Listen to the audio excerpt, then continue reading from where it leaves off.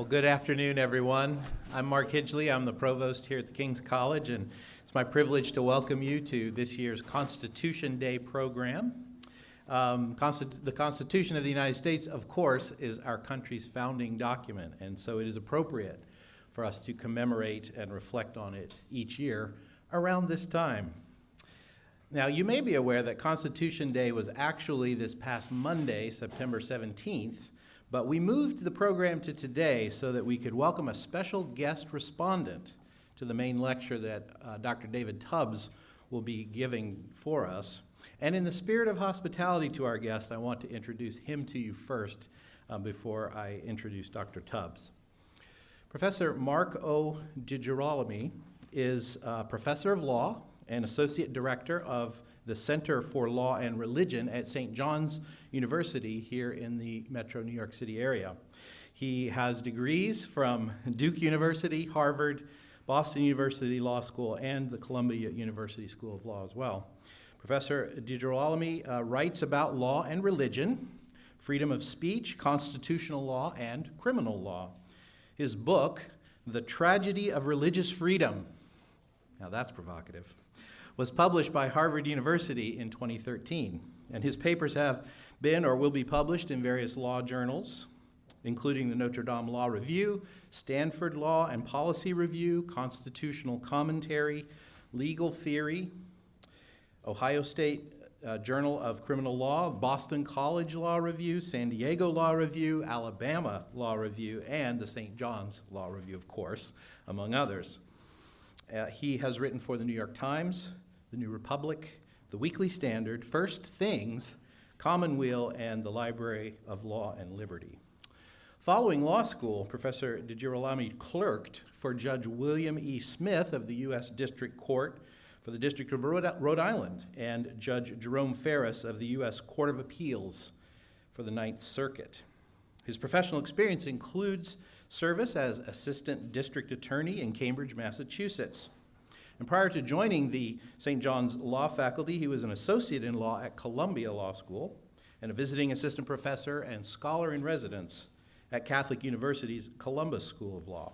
Next year, he will be a visiting fellow at Princeton University in the Department of Politics James Madison program. So please begin by joining me in welcoming Professor DeGirolami.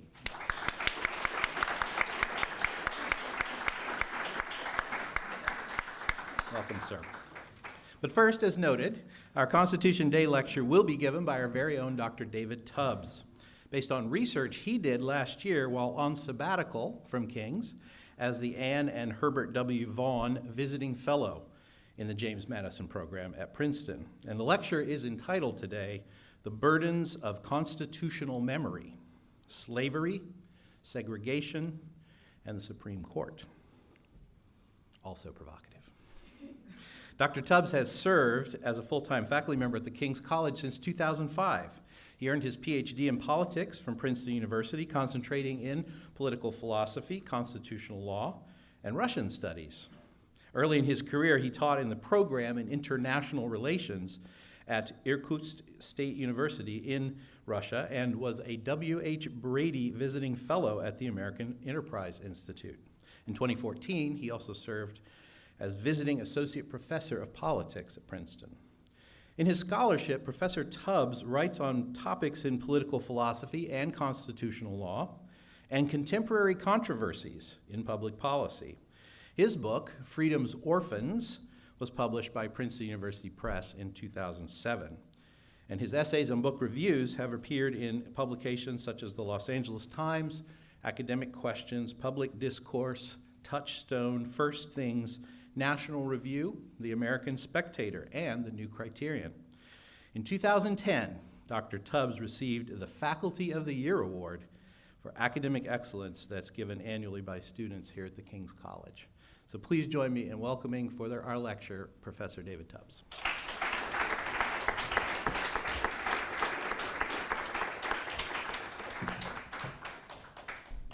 Thank you, Mark. Very nice to see such a good crowd here. I would like to think that all my con law students would come regardless of the presence or absence of any incentive, but I suppose it's a good idea to give a modest boost to your class participation grade if you come to Constitution Day lecture. Not just this year, but any year. So this is a nice tradition we have going at King's. So Provost Hidgley gave you the title of my lecture, The Burdens of Constitutional Memory, Slavery, Segregation in the Supreme Court. I'm going to explain about 1/3 of the way into the lecture what I mean by constitutional memory, okay? So I begin by acknowledging that this is, in fact, an event taking place during the week of Constitution Day. So in the United States, we have many reasons to reflect on and celebrate the achievements of those men who gathered in Philadelphia in the late spring of 1787. The work that they completed on September 17th of that year reflects their collective genius. For much of our history, the stability of our political institutions has been the envy of many other nations. We hold periodic and competitive elections at all levels of government, followed by orderly transitions of power.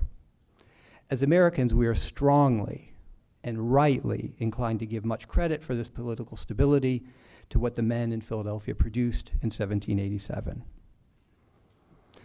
Nonetheless, we should recall that the founders knew of their own fallibility and the possible need to alter their handiwork. How do we know this? One sign was their willingness to allow the Constitution to be amended, a process delineated in Article 5 of the document. To write a constitution and to specify within its borders the procedures by which it could be peacefully changed says a lot about these men. Unsurprisingly, some scholars have argued that the amendment process described in Article 5 has shown itself to be an instrument of unprecedented value in the West in promoting political stability. I would like to say more on this topic. Amendments to the Constitution have been a crucial part of the legal and political development of the United States. When ratified, amendments become part of the Constitution and are as valid as any other part of the Constitution that is still in force. It is crucial for Americans to remember this point, especially when we discuss or debate how we ought to interpret the Constitution. One common misconception about the interpretative theory known as originalism is that its acceptance requires us to adjudicate constitutional cases solely with reference to the text of the original, meaning unamended Constitution, that was written in 1787. But this is simply wrong.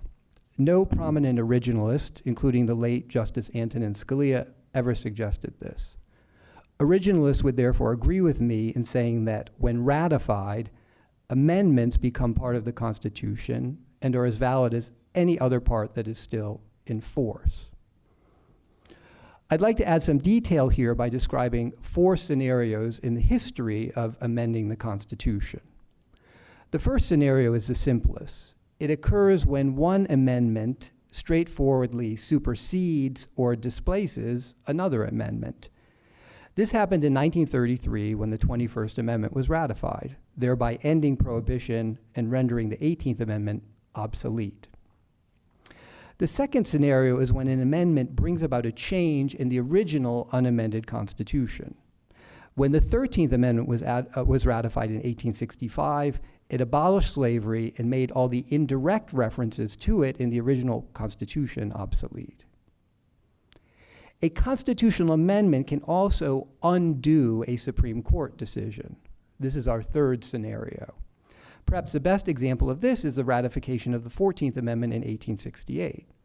Section 1 of this amendment states that all persons born in the United States are citizens of the United States, thereby destroying the claim in the Supreme Court's notorious Dred Scott decision of 1857 that black persons could not be citizens of the United States.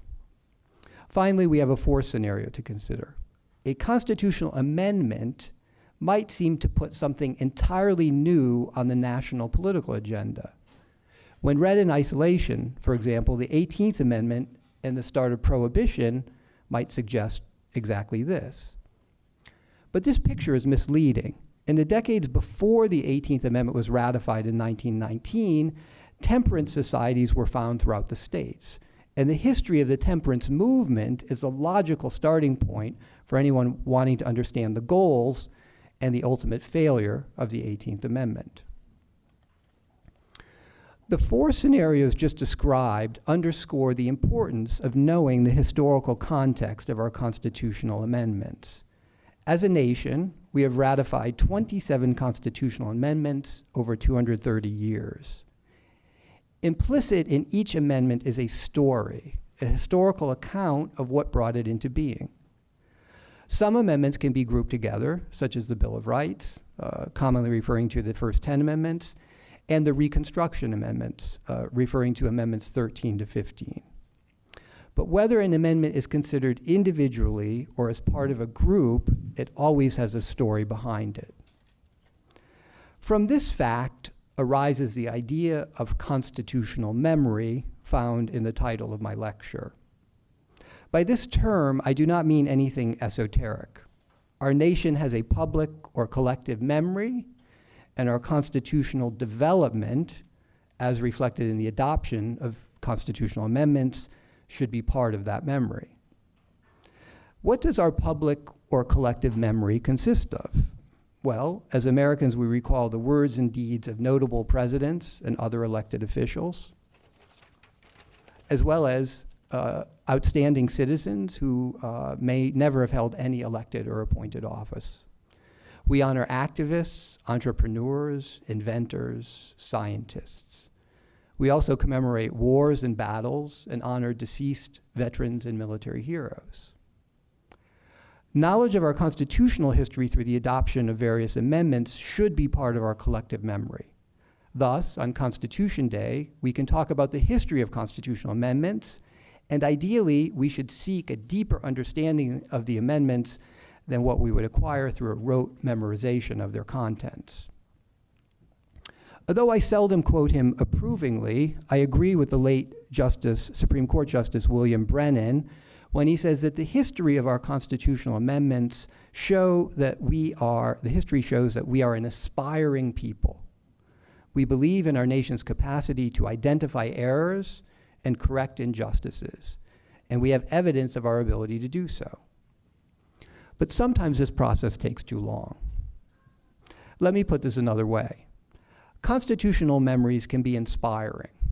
They also can be discouraging and dispiriting.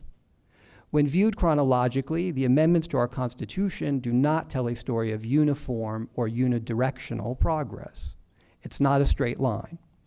The amendments sometimes fail to bring about expected and desired change, and as a result, our nation may either stagnate or regress morally.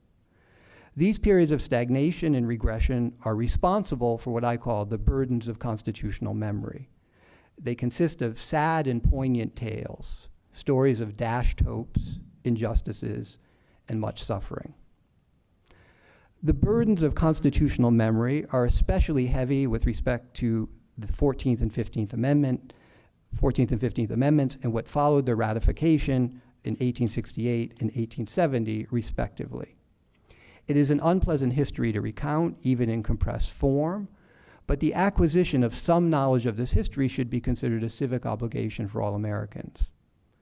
Moreover, if we come to know some key points about how this long and difficult chapter in our constitutional history came to an end, we may gain some insight into current disputes about the role of the Supreme Court in our system of government. Scholars agree that the 14th and 15th Amendments were meant to secure basic rights and improve the life prospects of newly freed slaves. The text of the 15th Amendment provides crucial evidence of these purposes. Its first section reads, quote, "The right of citizens of the United States to vote shall not be denied or abridged by the United States or by any state on account of race, color, or previous condition of servitude," end quote. The 14th Amendment, consisting of 5 sections, is harder to summarize concisely, but its overriding objective was to ensure that blacks enjoyed the same rights as whites and that state and local governments would not deprive blacks of those rights. The 14th and 15th Amendments must be understood as responses to efforts by influential white Southerners to keep newly freed slaves in a subordinate position immediately following the Civil War. Very soon after the ratification of the 13th Amendment in 1865, different Southern states introduced what were called black codes, which restricted the freedom of emancipated slaves to work, travel, make contracts, buy and sell property, and use the court system to protect their rights. The drama of Reconstruction involved efforts by Congress to check initiatives like the black codes coming from the Southern states. Despite the resources provided to Congress by the enforcement provision of the 14th and 15th Amendments, Reconstruction was undermined by the resolve and tenacity of those Southerners, those white Southerners who championed white supremacy. The hope of a biracial democracy in the Southern and border states soon faded, giving way to a system in which blacks were again subordinated. Black men were denied the right to vote and hold office. Most black families were forced to labor in the neo-feudalist sharecropper system. And all blacks had to comply with a wide assortment of laws mandating segregation in both public institutions such as schools and places of public accommodation such as restaurants, taverns, and hotels. Culpability for these arrangements extends in several directions. The blame falls primarily on those who advocated such policies, the state legislators who embraced them, and the executive officials who enforced them. But Congress and the Supreme Court also deserve blame. The former for its failure to continue using the enforcement provisions of the 14th and 15th Amendments to counteract these initiatives by Southern states, and the latter, the Supreme Court, for putting its seal of approval on these policies through its rulings in a series of cases.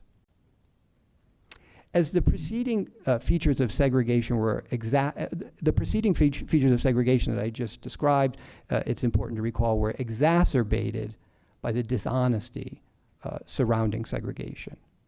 The great fiction associated with legally mandated segregation was the notion of separate but equal, a phrase associated with the case Plessy versus Ferguson, decided in 1896. There was no constitutional violation, according to the Plessy court, if segregated facilities had equal resources. But some persons saw through this dishonesty, including the sole dissenter in Plessy, Justice John Marshall Harlan. I should say the great Justice John Marshall Harlan.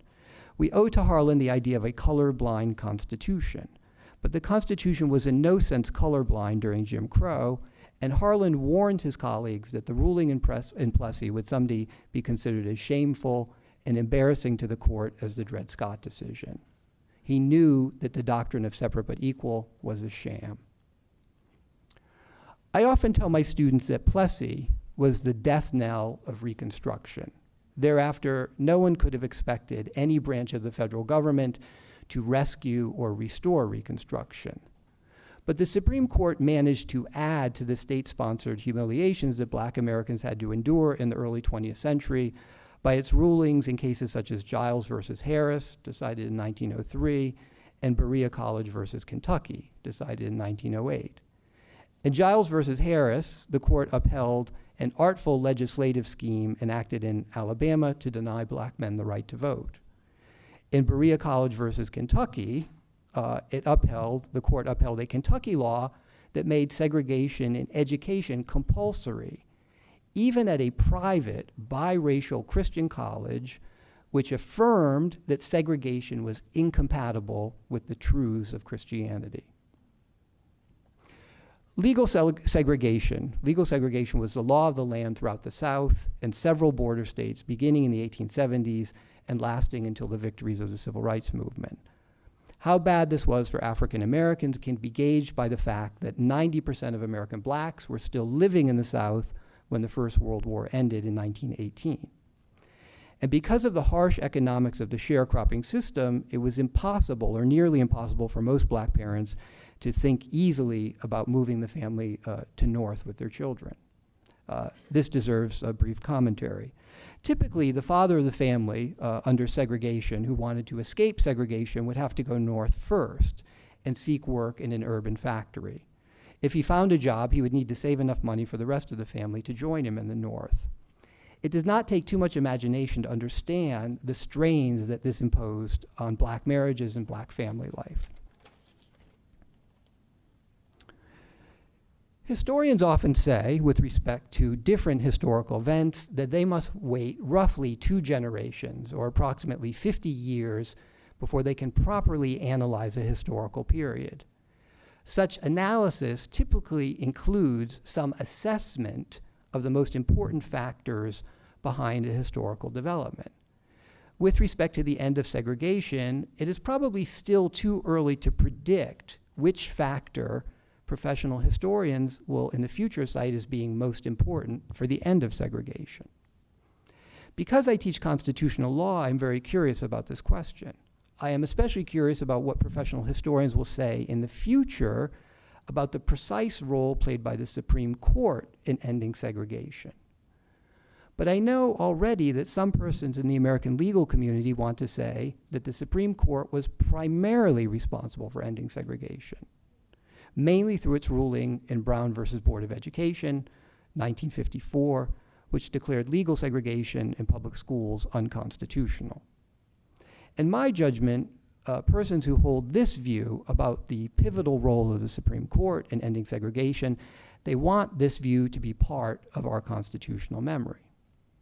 Consider as an example the following sentences from Professor Michael Stokes Paulson, a truly outstanding scholar who happens to be a friend.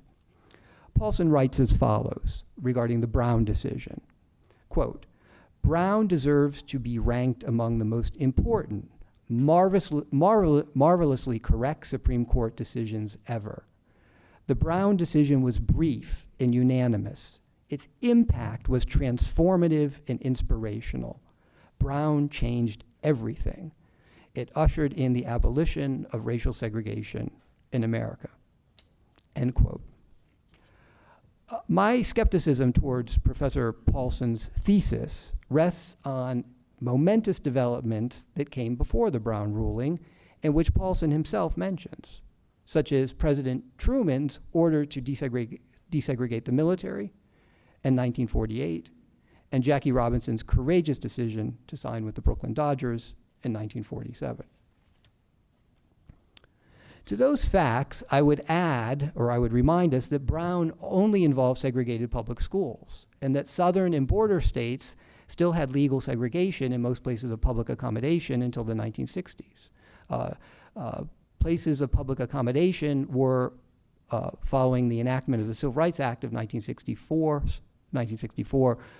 required to stop discriminating on the basis of race and religion. To the credit of the Supreme Court, it upheld the Civil Rights Act of 1964 in 2 cases decided the same year, Katzenbach versus McClung and Heart of Atlanta Motel versus United States. But with respect to the centrality of Brown and Professor Paulson's thesis, I would mention this. Brown overruled the Plessy decision, the notorious Plessy decision, but the Brown court did not even explicitly own up to the constitutional error that the court made in Plessy. Let me conclude this lecture by offering a few theoretical reflections on what I have been saying. If the notion of constitutional memory is valid, I believe that there may be a kind of wishful thinking in the constitutional memory of the American legal community. The wishful thinking consists of a strong desire to believe that the Supreme Court was most responsible for ending legal segregation in the United States. That desire may exist because many members of the legal community know that the High Court was the last line of defense against segregation, and it failed to discharge its constitutional duties in the cases that I described above. But rather than admit this failure of constitutional duty, many American judges have seemingly sought to atone for the judiciary's complicity in buttressing segregation by promulgating a host of new rights in the last 5 decades. The chronology here is telling and important.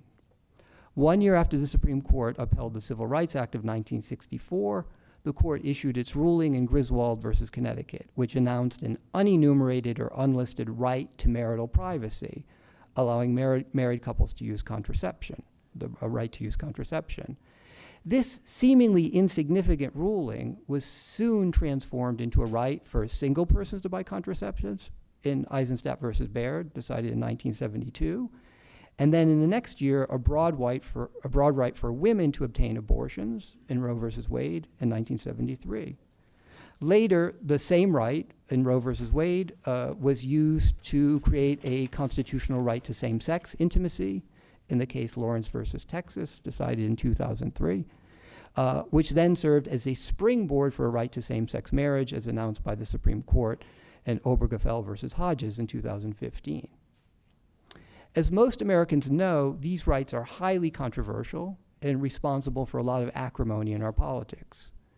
The rights are controversial for two reasons. First, because the policies invalidated by the Supreme Court were for most of our history made by state legislatures based on a straightforward reading of the 10th Amendment of the Constitution.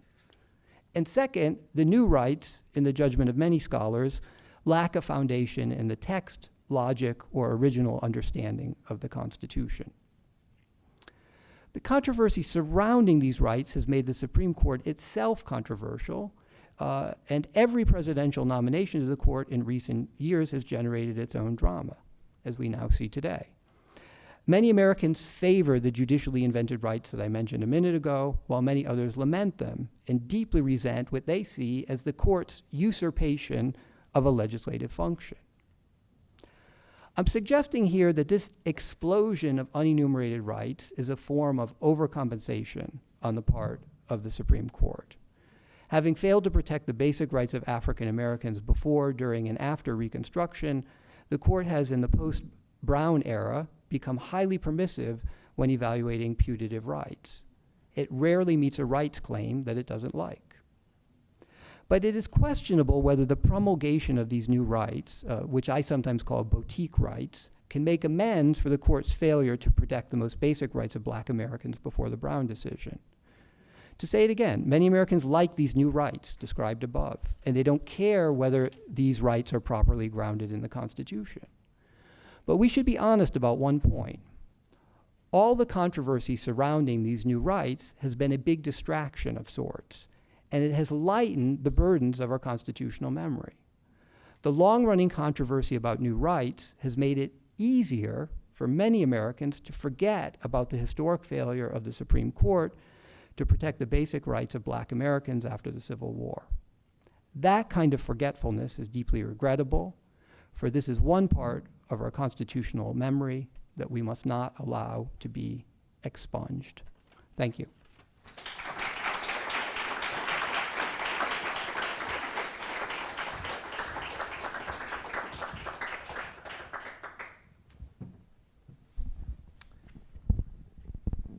Well, first, let me say thank you very much for having me here today. I want to thank first Marc Hidgley for his very nice and comprehensive introduction. I think there's probably a period in grade school that you didn't learn about me there, but that's pretty much comprehensive otherwise. And then to David Tubbs for thinking of me for this response. I've spent the morning with David and with Marc learning about your school, learning about its mission and you know how it's faring, the sort of structure of your education. I think you should feel very proud and very lucky to be at an institution like this one, to have instructors like Dr. Tubbs.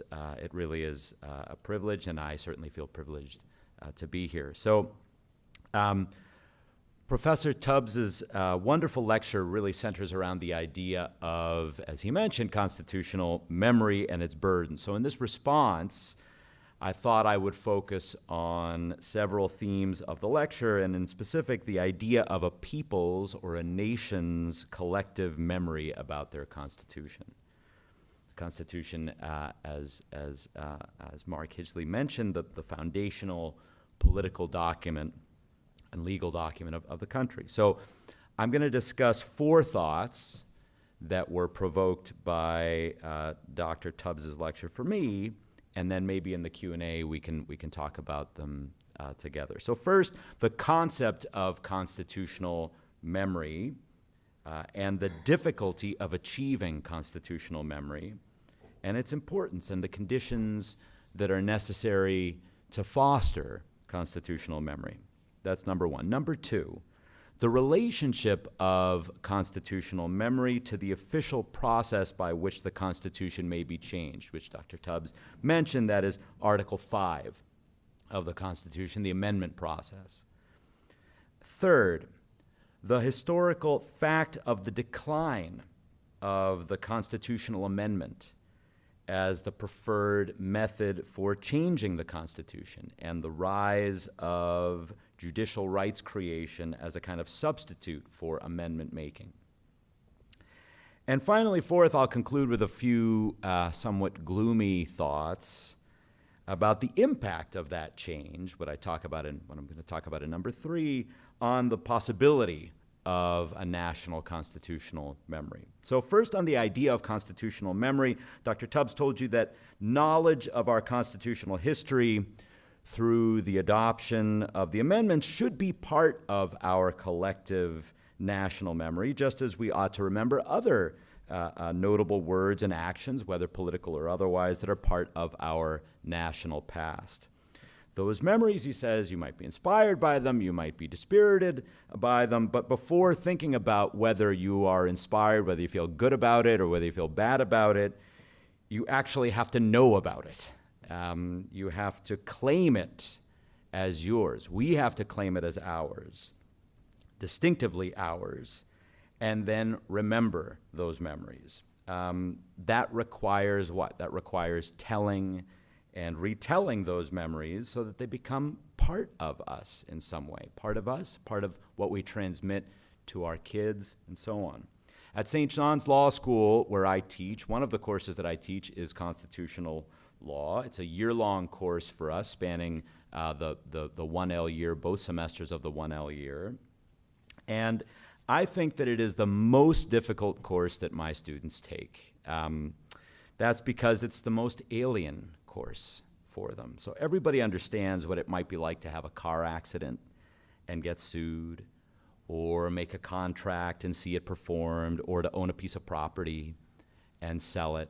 The other 1L course that I teach is torts, right? People are spilling coffee on each other, and right? So that's easy, right? Those are accessible kinds of experiences. Understanding what's at stake between the Federalists and the Anti-Federalists, or why it's so critical to study the law of the power of appointment in the president, let alone to feel the relevance of those seemingly very distant kinds of issues, that's much harder. Most lawyers don't practice constitutional law. So the question that I often get is, so why are we studying this? Why should law students be required to study, as they are at all good law schools, to study constitutional law, the Constitution and its history? And the answer, I think, is that most people, most lawyers, believe that it is essential to the well-being of the profession, that it is essential to the common good of the political community, that lawyers know and know well the Constitution and its history. It's a fact about our country's history and political experience that lawyers are, for better or worse, the primary teachers and custodians of that experience. So a course in constitutional law isn't only about studying the Constitution from the outside, right? When you study politics here or any other subject, you're studying it from a sociological point of view, yeah? But it's also important to study it from the inside, learning a story that is very much our story, and one that we have the privilege to know and to tell well. So that's a first point, the nature of constitutional memory, the difficulty of achieving it under any circumstances. A second point concerns a tool that we might use to cultivate our constitutional memory, a tool that the Constitution gives us and that Dr. Tubbs mentioned in his lecture, and that is the amendment process, enumerated in Article 5 of the Constitution. It prescribes a very specific and rather cumbersome process by which the Constitution may be changed. It can be done in one of either two ways. Either when 2/3 of the members of each House of Congress propose an amendment, and then 3/4 of the state legislatures vote in favor of it. That's one way. Or when 2/3 of state legislatures propose to have a constitutional convention, which is then convened by Congress, an amendment is then passed by 3/4 of those state legislatures. So you should see in that rather dry description already how hard it is to change the Constitution. That's by design. Why? Because the thought was, look, if you want change, you don't need a constitution. If you want quick changes, ready changes, all you need is a legislature. You need a constitution if there are some things that you don't want to change, some things that you want to insulate from the push and pull of ordinary politics. Nevertheless, I think as Dr. Tubbs points out in a very nuanced way, there have been constitutional amendments throughout our history. There have been 27 of them, to be exact. And these amendments, as he tells you, did different kinds of things, sometimes adding to the Constitution, sometimes undoing a provision of the Constitution, sometimes undoing a Supreme Court decision, and so on. But the point I want to make about formal amendments to the Constitution is that they serve an extremely valuable function quite apart from whatever it is that they're doing, because they're also reinvigorating constitutional memory. Whether or not they ultimately pass, they make us think together, collectively, argue together, debate together about what our Constitution should be, what we want it to be. What does that do? That makes us as a people remember our Constitution. It forces us to do that. It reestablishes our collective responsibility for our own government. It reminds us that for good, for bad, our Constitution is ours. Ours for us to care for us to cultivate. It's our responsibility. The responsibility, as the Constitution says, of we the people. So that's the second point. That's the textual mechanism. Article 5 that can help in the preservation of constitutional memory. Third point that I'll make is the historical fact that some might say regrettably, some might say for the good, Article 5 and the amendment process is very nearly dead today. A death that has had serious consequences for the possibility of collective constitutional memory. The last amendment, the 27th, was ratified in 1992. That's more than 25 years ago. And it concerned an issue of the timing of congressional pay raises. I'm sure you knew that one, right? So to be sure, a perfectly worthy amendment, but hardly the occasion of great and deep national deliberation about collective memory on a momentous constitutional question. The 26th Amendment was ratified in 1971. That's the year before I was born. That was more substantive. It involved the right of people 18 years or older to vote. But that's a long time ago now, right? You should see how infrequent. I'm not even that old, but I feel that old when that's a long time ago. You should see how infrequent these are. Where the last substantive constitutional amendment is more than 45 years old. Before then, amendments weren't exactly common, but they were more common than they are now. So then, how has the Constitution been changing during this period? Has it just been static? Has it just stayed the same? No. The answer suggested to you in Dr. Tubbs' lecture is that for the most part, the Constitution has changed through the judicial creation of a whole new set of rights by the Supreme Court. The court, or actually more specifically, 5 members of the court at any given time, have decided how the Constitution should change. Dr. Tubbs advances a very interesting, a very provocative thesis that the court has done some of this, a lot of this in some sense, to atone for its earlier failures in cases like Plessy versus Ferguson, that it has taken on an aggressive role as the creator of new rights that are quite distinct from the area of race discrimination. That's an interesting claim. It may well be true. But what I want to emphasize is that the great shift in responsibility for custody of constitutional change has been extremely significant and has been very damaging on the possibility of constitutional memory. Most of my students think that the Constitution is basically the province of the Supreme Court, that the Supreme Court has the only say, the exclusive say about the Constitution. It's up to the court, they think, to tell us what the Constitution means, to change the Constitution, to update the Constitution as it thinks best.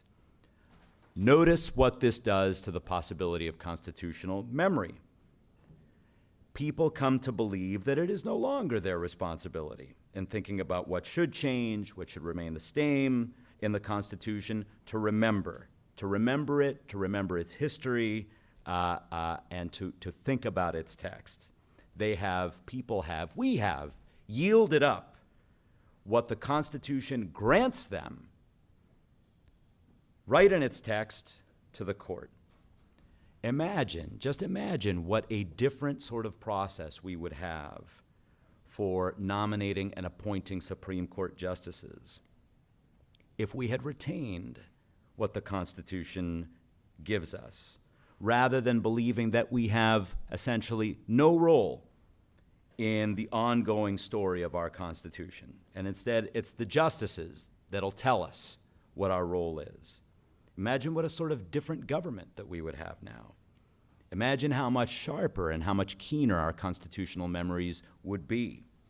Fourth, last thought, and I can maybe make this point as a friendly amendment, I intended as a friendly amendment to Dr. Tubbs's lecture.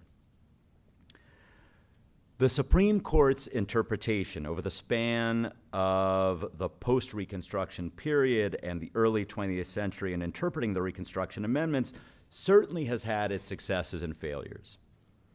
There were the moments of Plessy versus Ferguson and Giles versus Harris.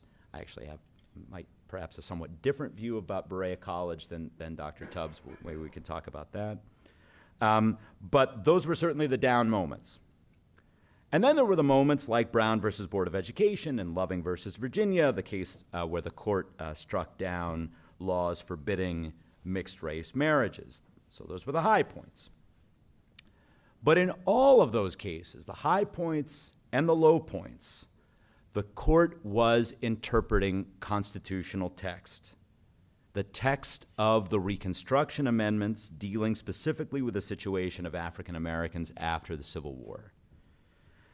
That interpretation may have been done badly, may have been done well, but it was always an exercise in the interpretation of text that we, the people, had ratified by constitutional amendment through Article 5.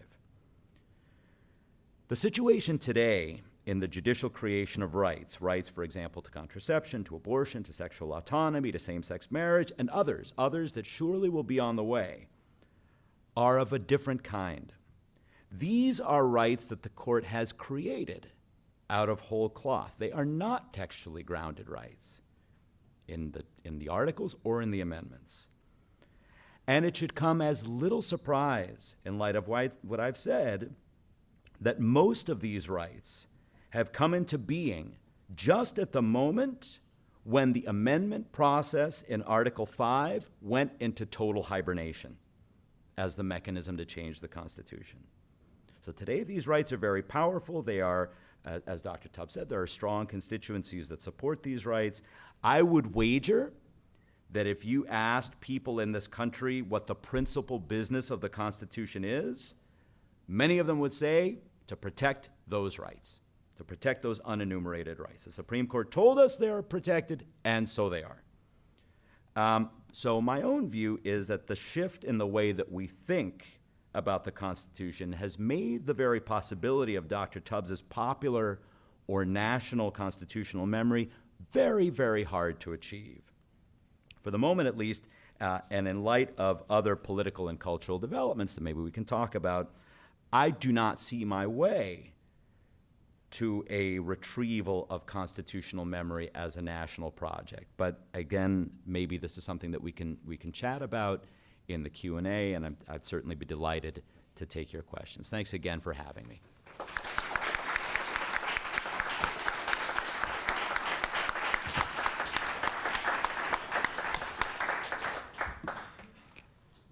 So each of us has a microphone, and there's a microphone for you, for questions. And questions can be directed to either one of us or both of us. So look forward to hearing your thoughts. Yes. Thank you very much to the both of you for your remarks. My question is for either panelist, but it regards your lecture, Dr. Tubbs. In your remarks regarding the uses and abuses of the 14th Amendment, you identified several landmark cases where the court enshrined positive rights by the stroke of the pen, doing so on the back of precedents set in 20th century civil rights cases.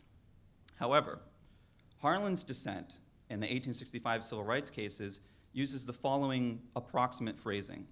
He said towards the end of his dissent that, quote, no class of people should be subjugated by a majority in the United States. This internal logic seems to be the prevailing thrust of the later 20th and 21st century 14th Amendment cases. So my question is this: was the outcome you described in your lecture inevitable when the court first took up the 14th Amendment as a tool to create positive rights? You first. Okay. Fine question. I am suspicious, as a constitutional scholar and someone who does work in legal history, I'm suspicious of the notion of historical inevitability. Okay? I believe there's always alternatives, historical alternatives, and good historians are giving a lot of attention to what different historical alternatives were, even if say, the public has little awareness or little knowledge of historical alternatives. I do think it's important to remember certain features about life in southern states following the Civil War for the next 40, 50 years. As I pointed out, this to me is just an astonishing statistic. World War I ends, and 90% of American blacks are still living in the South. Why is that an astonishing statistic? Because the indignities and the injustices of segregation have been in place for quite a while. That raises the question, well, why didn't they leave earlier? Why didn't blacks leave the South more readily? And I think an economic explanation is required there. Now, I mention this because Harlan's great dissents in Plessy and in the civil rights cases, they really have to be understood in the context of Southern society, the border states, which also had mandated legal segregation. It is hard for us today in the United States to imagine a society consisting largely of just two groups, whites and blacks, right? This is not our world because of the fact that the United States is by and large a nation of immigrants. We have much more ethnic diversity in the country than we did following the Civil War. But I think that everything that Harlan says in those two dissents has to be kept in mind. That really is the reality of it. And how do we know that reality is so deeply impressed upon the minds of white Southerners? It's because many of them would say that probably the key principle of segregation, the key principle of legal segregation is to establish so that everybody in this segregated society knows that the lowest black or the lowest white person is still socially and economically in a superior position than even the highest black. That's the goal of those who champion segregation, the white supremacists who champion segregation.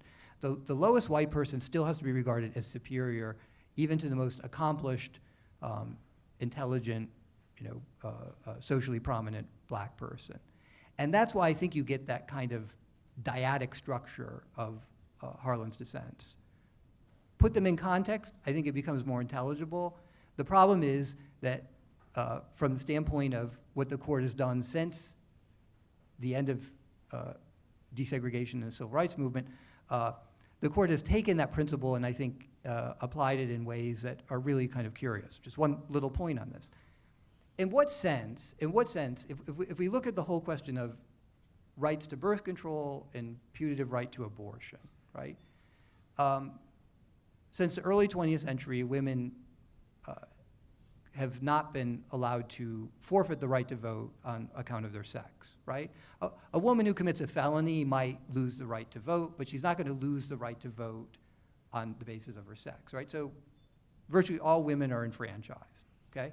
So in what sense did the court presume to speak for all women in the birth control cases and the abortion cases, right? The court at this time, it consists of 9 men. 9 men. Why in the world would the court think that it really knows what's in the interest of women if assume for a second, that the whole question of contraception and abortion is just really a matter that women have a, say, special perspective on by virtue of being women? Okay? That's my answer. Yeah, I think I probably agree.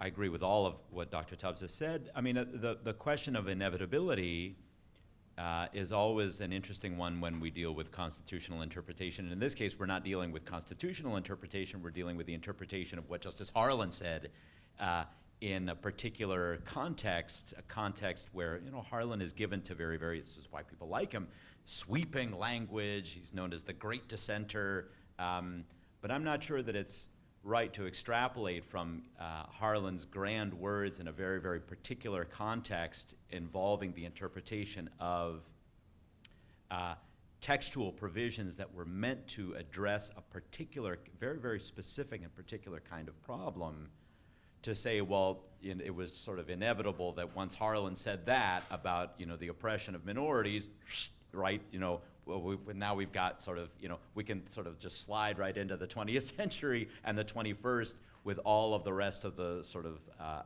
rights creation for other minorities who have been oppressed over time. I'm not sure that that's fairly attributable to Harlan, certainly, and I'm not sure that the situations of, which is I think what Dr. Tubbs was suggesting, the situations of African Americans in the Reconstruction period and other groups later on are directly analogous.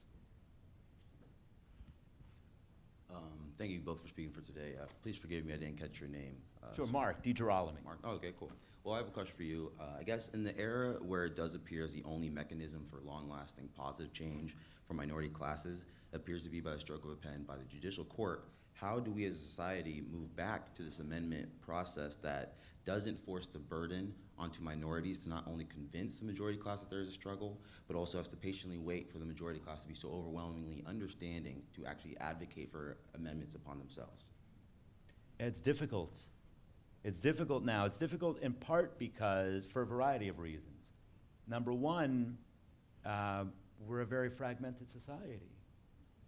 And as that fragmentation grows, perhaps even, I would suggest, a fragmentation that has been exacerbated by the Supreme Court itself, it becomes harder and harder to make appeals of the kind that are going to get the sort of broad-based support necessary to make amendments. So that's one reason. Number two, we've become very reliant on the court at this point, right? That's where advocates who want to change things, that's where they go, right? The advocacy doesn't take place so much any longer at a kind of grassroots level when we're talking about constitutional change. In other contexts it might, but when we're talking about constitutional change, the advocacy, the sort of social movements, they take place with an eye to convincing the court, not with an eye to convincing our fellow citizens. So that's another reason why it's difficult. But I would want to suggest that we have to start exercising that atrophied muscle. We have to start trying to convince one another of the justice of constitutional amendments, of changing our foundational document first. Will it take time? Yeah, but the more that muscle gets exercised, the more we come to think about that as the proper way to truly, in fact, in some ways, to heal the fragmentation that happens. How do you heal this kind of fragmentation? People don't trust one another, polarization, and so one way you don't heal it is by superimposing the views of a 5-member court from the top down on them and saying, shut up and take it. A possible way to heal it is try to convince people.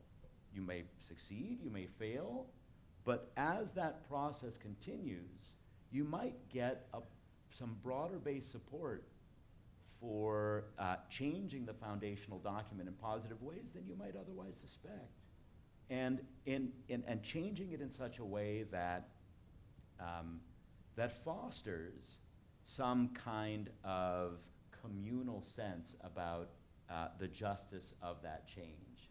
I guess that's what I would say. It's hard. No doubt it's hard, particularly in light of the two factors that I mentioned.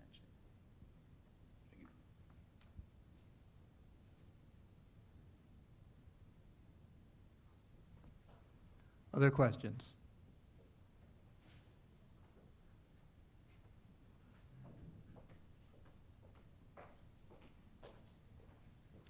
Thanks so much for the talk. My question is mostly addresses what Mark said in his speech, but it's really for the whole panel. So you mentioned the dangers of the Supreme Court deciding with a stroke of a pen on how the Constitution is interpreted now, and the dangers of that to the possibility of constitutional memory. So my question, I guess, is what is the danger of losing the constitutional memory to the American society and to the whole country in general? The danger is that we don't live in a democracy any longer. That's the danger.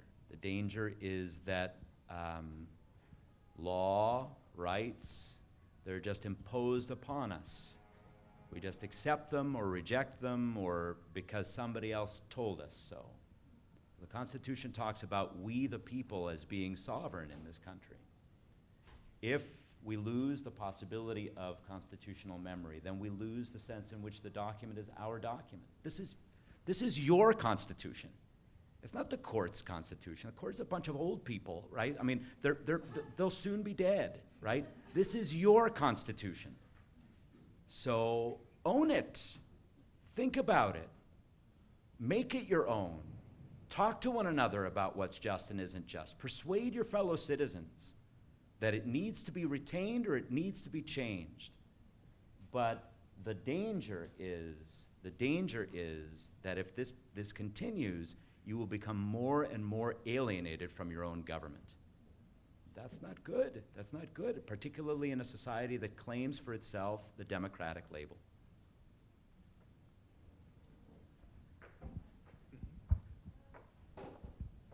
This will be the last question.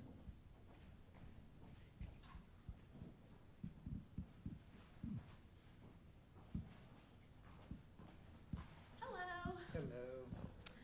Okay, so I was trying to write down my thoughts earlier.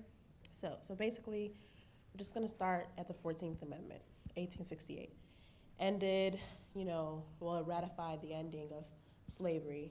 And then came the Reconstruction period for a little bit, which was kind of helping minorities, the black slaves, because there weren't really immigrants. Well, as much immigration at that time was just polarized, as you said, black and white. So the Reconstruction period came, then that was shut down by the Black Codes, Jim Crow, and Plessy versus Ferguson, which was a court ruling allowing that to continue happening. And then that was shut down in 1954 by Roe v. Wade, which is just 64 years. Brown versus Board of Education. Yes, sorry, Brown versus Board of Education. I wrote that down, yeah. But that was just 64 years ago, which is a short time if you think about it. And within that time, things in my opinion, as you said, it's no longer a polar black and white thing. It's more immigration, more people, but if you really think about it, there's this unspoken rule that puts certain people in that polarization. Does that make sense? So let's say, for example, Hispanic people, they will be treated under the black spectrum. Jewish people will be treated under the white spectrum. So then you get things like mass incarceration, which is the problem now, which I think is the new form or the thing that is bringing the slave or the slavery past to the future or to the present. Kind of segregation? Yeah, and segregation. And so my thing is, so you have the mass incarceration of of minorities, which are like Black people and Hispanic people and people who are fit under that, I guess, color spectrum. So my thing is, we keep having this kind of battle of slavery and then, you know, the shutdown of slavery, and then somebody brings up something that's kind of still slavery, and then the shutdown of that, and then it's just like this cycle. So when do you think that the Constitution or the enforcements of the Constitution in court rulings is actually helping the situation, or is it allowing for people to find new ways to continue slavery? I don't know what you think about my last point that I made in the conclusion of the lecture, which is the creation of all these new rights, right? Abortion rights, contraception rights, same-sex intimacy, same-sex marriage. People know that these rights have been controversial going all the way back to the 1960s, 1970s, let's say 1970s. That's when the Supreme Court issued the abortion ruling. Okay? The great victories of the civil rights movement took place in the 50s and 60s. Okay? I said almost immediately after the great victories of the civil rights movement and the Supreme Court's decision to uphold the Civil Rights Act of 1964, almost immediately after, the court goes in this new direction, creating these new rights that have nothing to do with the big question following the end of segregation. An urgent question for our society that I don't think ever really got fully addressed. What do Black Americans need to flourish after segregation? This is a question that needed to be asked after slavery. It was a question that also needed to be asked after segregation. The creation of these new rights, judicial politics, a lot of public acrimony over abortion rights, same-sex marriage and so forth. My final point of the lecture was these have proven a huge distraction with respect to this whole question of constitutional memory and the failure of the Supreme Court and other government actors to honor the promises in the 14th and 15th Amendment, right? That for me is part of our history over the last 50 years. We have been distracted as a nation by all this controversy surrounding new rights and things that really needed to be discussed once segregation finally, thankfully, came to an end. Those conversations never took place. Would you like the last word, Mark? No, I mean, and some of the things that you're talking about are perhaps in the line of the things that we're getting distracted about in thinking about some of these new rights. I take it that that's perhaps what you're suggesting, Dr. Tubb. In other words, the issues of, for example, mass incarceration, right? The destruction of communities with people of color, right? Those are some of the kinds of things that might have been talked about, that might have been reflected on, but that are no longer really on the agenda, perhaps as a result because we're focused on other things now. Professor Tubbs, Professor DeGirolami, thank you so much.